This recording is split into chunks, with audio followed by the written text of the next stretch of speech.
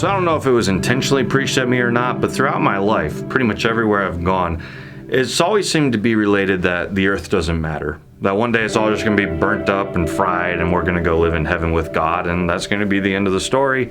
So you can leave it all behind. And that's part of the reason that Christians don't seem to care too much about things like global warming and what have you. Even though God told us, like in the beginning, you're basically the kings and queens of this planet. You take care of it. This is your job to do. For some reason, we've kind of migrated our theology to be like, this planet doesn't matter. We're getting out of here. We're going up to heaven with God, and we can say goodbye to it all. It can go to hell in a handbasket, more or less. And part of the reason people have come to this conclusion is because Revelation, the apocalypse at the end of the Bible, seems to show like the earth just burning up.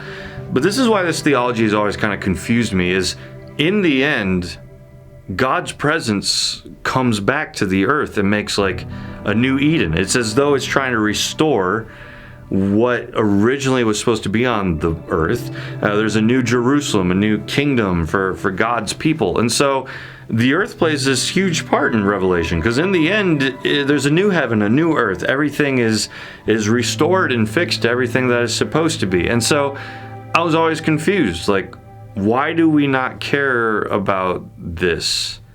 And the reason is because in our minds, it's often like one day we die and go to heaven, end of conversation.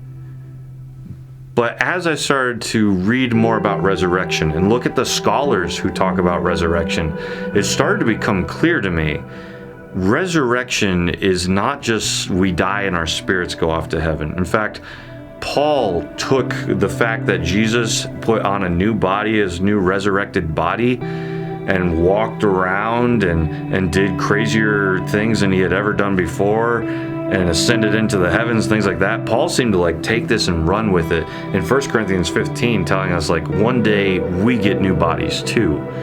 And people often will say, well, yeah, but Paul says it's a spiritual body, and therefore they think, again, just spirits going off to heaven. But no, what Paul meant was like, you will put on a real physical body. The fact that it's spiritual is because it's completely, totally spirit-led. And even the early church fathers attested to that understanding of this spiritual body. And so the idea that the Bible seems to be painting is like, yeah, we'll die and go to heaven with God now, but one day he's going to put his presence here on the earth in its fullness. Everything is supposed to be. We're going to get new resurrected bodies that are physical bodies. We're not just going to be spiritual beings off in the clouds or what have you.